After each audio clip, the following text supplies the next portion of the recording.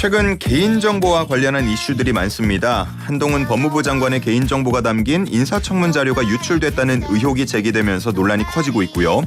또 앞서 오프닝 때 전해드렸죠. 이른바 부산 돌려차기 사건의 가해자 신상이 담긴 개인정보가 유튜브에서 공개가 돼서 논란이 되고 있습니다. 특히 이렇게 범죄자의 개인정보를 유출하는 신상 털기는 오히려 범죄 행위가 될 수 있다고도 하는데요. 개인정보의 유출과 처벌, 무엇이 문제이고 어디까지가 처벌 기준인지 손정혜 변호사와 이야기 나눠보도록 하겠습니다. 변호사님 안녕하십니까? 안녕하세요. 손정혜입니다. 네, 반갑습니다. 자, 오늘 본격적인 이야기 들어가기 앞서서 저희 청취자분들을 위한 퀴즈가 앞서서 나갔는데 이거 짧게 다시 한번 내드리고 오늘 본격적인 주제로 들어가겠습니다. 지금 배우 이순재 씨가 맡아서 연기를 하고 있는 역할을 맞춰주시는 거고요. 셰익스피어 4대 비극 가운데 한 작품입니다. 절대 권력을 가졌던 왕이 하루아침에 미치광이로 변하는 비극적인 이야기. 이 주인공은 누구일까요? 1번 퀴즈왕, 2번 패션왕, 3번 리어왕, 4번 우왕좌왕입니다. 정답 아시는 분은 단문 50원, 장문 100원, 샵 0945로 보내주시기 바랍니다. 자, 그러면 오늘 본격적인 주제로 들어가 보겠습니다. 변호사님, 개인정보라고 우리가 흔히 얘기를 하고 있는데 이게 뭐 법적으로는 어떻게 정의되는 게 있습니까, 따로? 개인정보법에 명확하게 규정이 되어 있고요. 규정에는 살아있는 개인정보로 이제 성명, 주민번호, 개인을 알아볼 수 있는 자료를 말하고 있는데요. 예? 개인 식별 자료라고도 합니다. 사진도 될 수 있고 제가 이제 이야기하는 목소리도 개인정보에 포함됩니다. 굉장히 좀 광범위하네요. 그렇습니다. 한 가지 사유만으로는 개인을 식별하기는 어렵지만 두세 가지가 조합이 돼서 그 사람을 특정할 수 있다면 개인정보가 특정됐다 이렇게 보기도 합니다. 혹시 그러면 SNS 계정 주소 이런 것도 개인정보에 포함이 될 수 있는 겁니까? 네, 단 한 가지로는 개인의 정보를 파악할 수는 없지만 실제 그 계정에 가입하면 그 사람들의 개인정보가 모두 확인되기 때문에 개인정보에 포함됩니다. 그렇군요. 이메일 주소도 마찬가지입니다. 이메일도 마찬가지고요. 자, 최근에 개인정보 유출과 관련해서 이슈가 되고 있는 게 한동훈 장관의 개인정보 유출 의혹입니다. 이게 구체적으로 어떤 정보가 어떻게 유출된 건지 그 경위를 먼저 설명을 해주시면 좋겠어요. 네, 수사의 시작은 김민석 강서구 의원이 이제 고발하면서 시작이 됐는데요. 본인에게 서모 씨가 이제 어떤 자료를 건네줬는데 거기에는 한동훈 장관의 어떤 개인정보가 포함되어 있었다. 불법하게 유출된 것으로 보여서 고발했다라는 취지로 수사를 의뢰했고 수사 과정에서 다수의 곳에서 압수수색이 되면서 언론이 이제 주목하고 있는 사건인데요. 경찰은 MBC 기자가 이제 최강욱 의원실로부터 받은 자료가 이렇게 외부 유출된 것으로 추정하고 수사에 임하고 있는데 그 자료의 내용 중에는 일단 개인의 초본, 그러니까 주민등록 초본이라는 것을 보시면 같이 살고 있는 가족들의 모든 주민번호와 과거 주소지가 포함되어 있을 수 있습니다. 이게 포함되어 있었다는 것이고 또 부동산 매매계약서, 과거에 이제 매매계약서에 쓴 내용까지 포함되어 있었다. 이것은 이제 청문회 목적을 넘어서서 개인정보가 유출된 거 아니냐라고 이제 수사가 진행되고 있는 상황이죠. 혹시 이게 한동훈 장관이 직접 신고를 하지 않더라도 타인의 고발에 의해서도 수사가 이루어질 수 있는 건가요? 지금 한동훈 장관이 나는 신고하거나 고소한 적이 없다라고 이제 주장하고 있기 때문에 실제 이제 고소장을 제출하지는 않은 것으로 보이고요.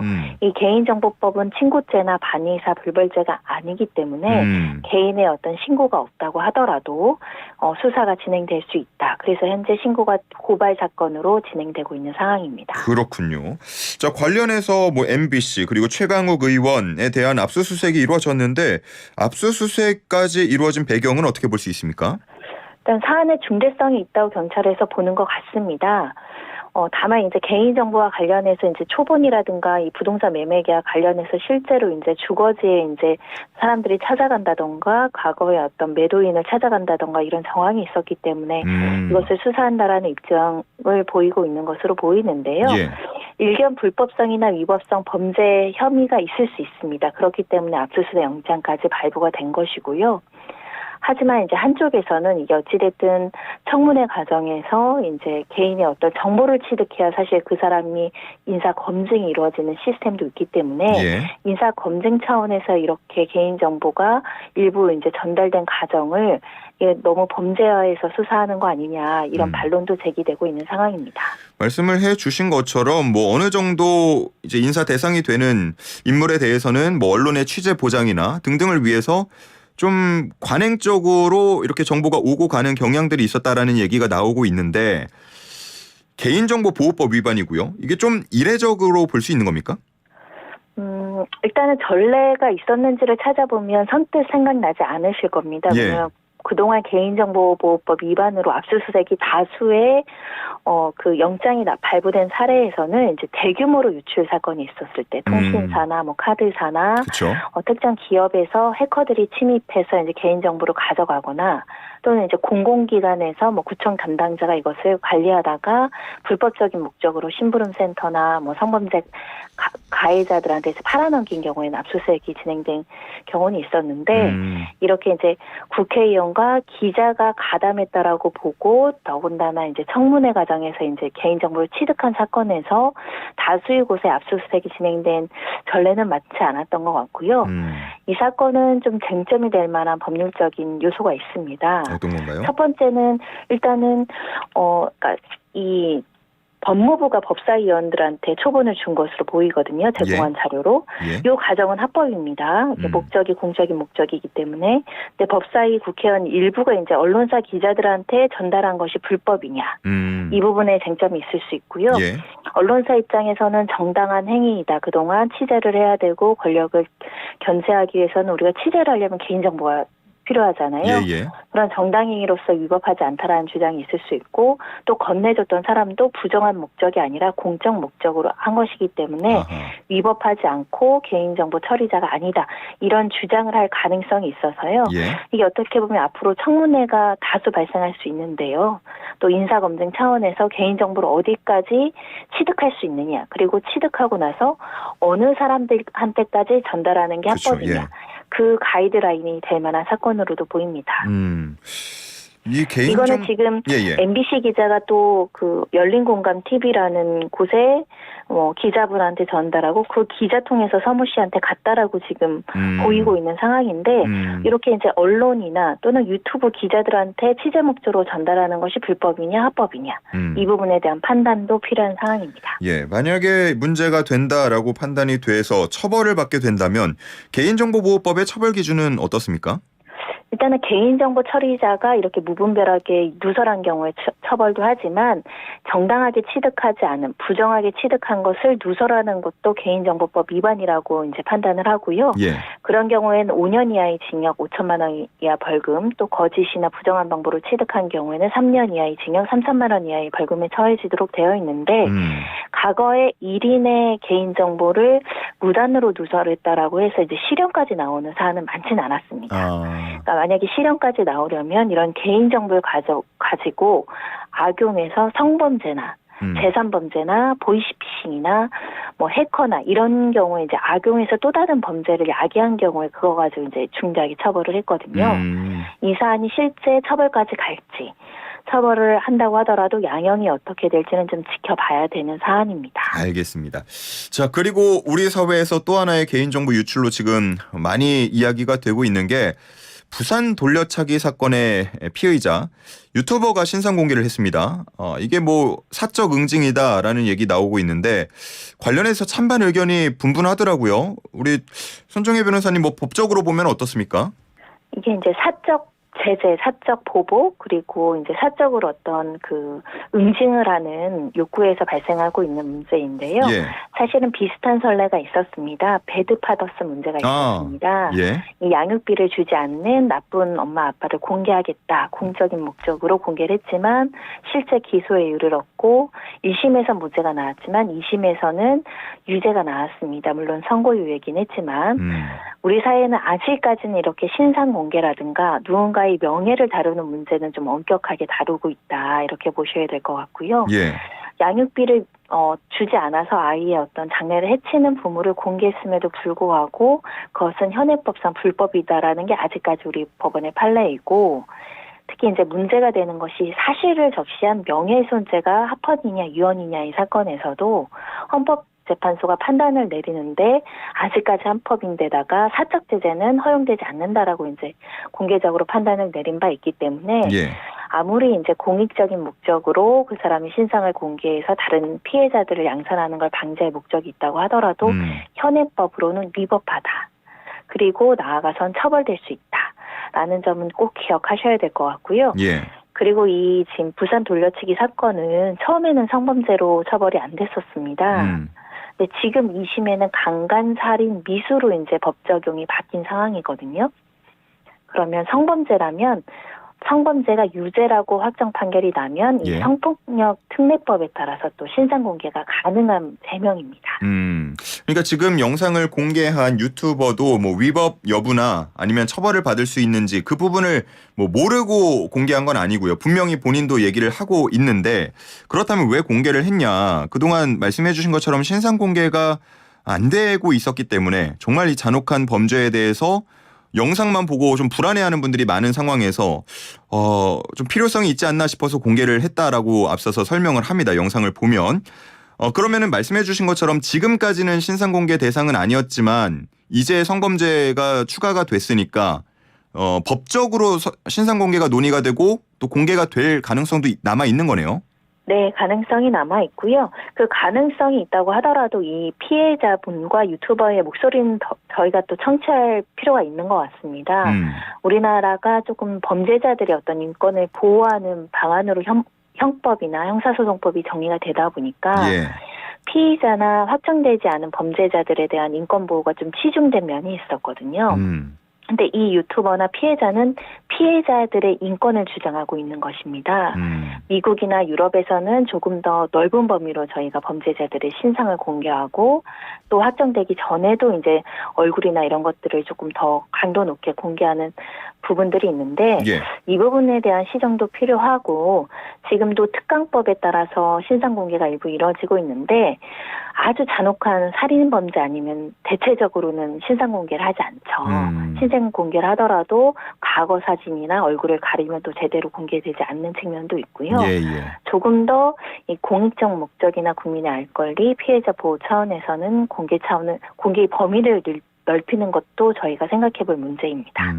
위법인 것은 확실하지만 왜 이런 상황까지 오게 됐는지에 대해서는 우리가 함께 생각을 해볼 필요가 있다는 말씀을 해주셨고요. 이렇게 개인이 사적 영역에서 범죄자를 뭐 개인 정보를 공개하거나 혹은 처벌하는 그런 분위기가 형성이 될 경우에는 우리 사회에 좀 큰 문제가 발생할까요?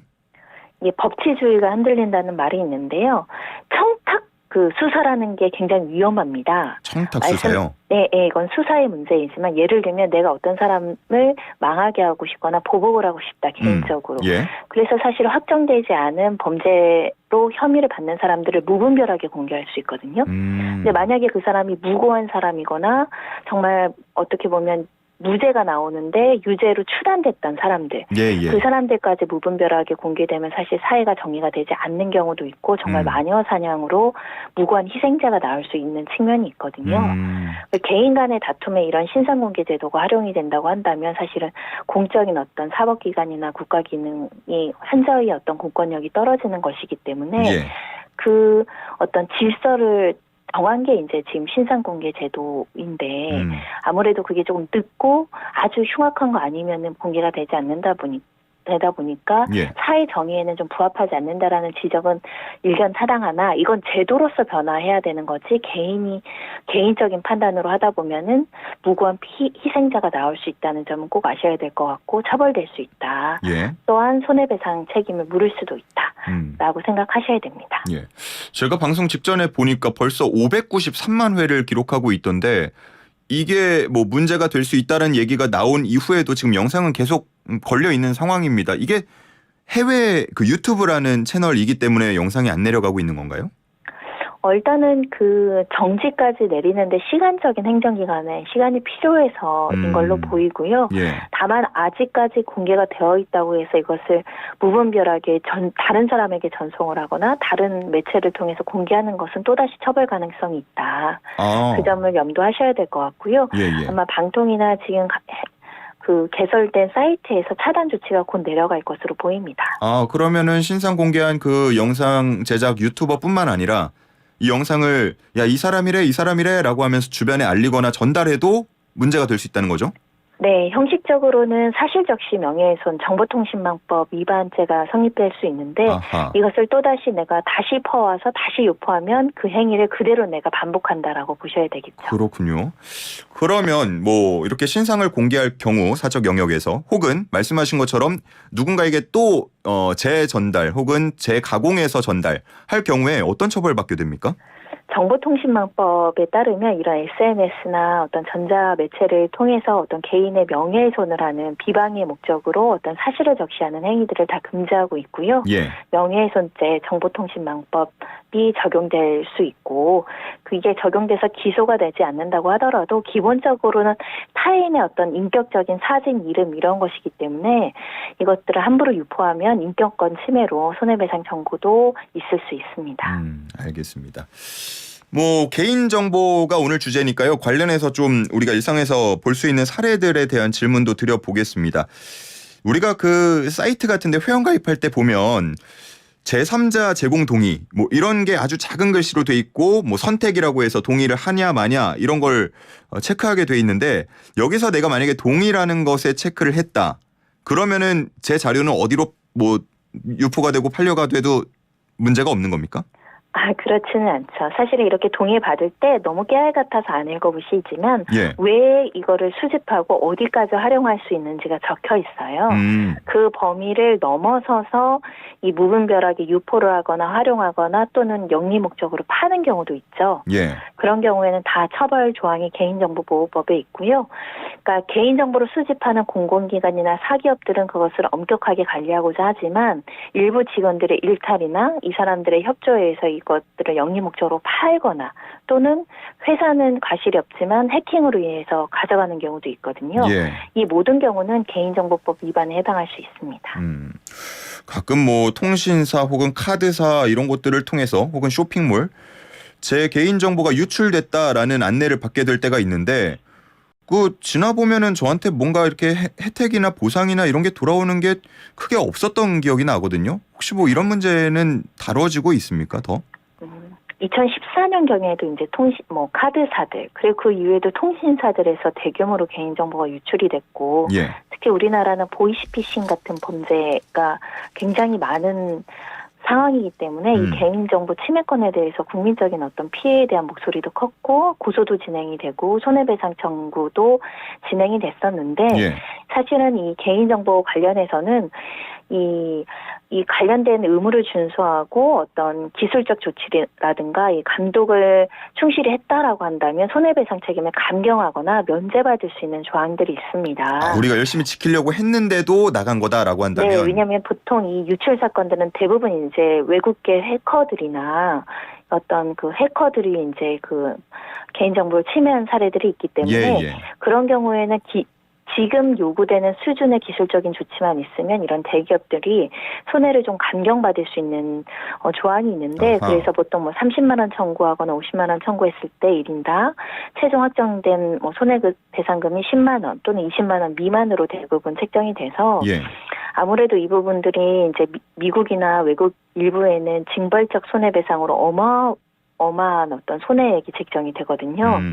우리나라는 이런 개인정보 관리 또는 자기정보 결정권, 인격권 침해에 대해서 너무 위자료가 적다, 소극적이다 이런 비판들은 계속적으로 따르고 있습니다. 예. 앞으로는 조금 더 법원에서 이런 개인정보에 대한 손해금을 높여야 기업들이 또 개인정보를 보호하는 투자를 늘리기 그쵸. 예. 하기 때문에 조금 더 손해를 적극적으로 보호하는 방향으로 가야 되는 거 아니냐 이런 논의도 있고 예. 특히 이제 해커 같은 경우는 기술적인 문제잖아요. 네. 기술에 투자를 해야 된다. 이런 부분들이 꼭 필요한 것 같습니다. 알겠습니다. 자, 시간이 다 돼서 여기서 정리하겠습니다. 손정혜 변호사와 함께했습니다. 고맙습니다. 감사합니다.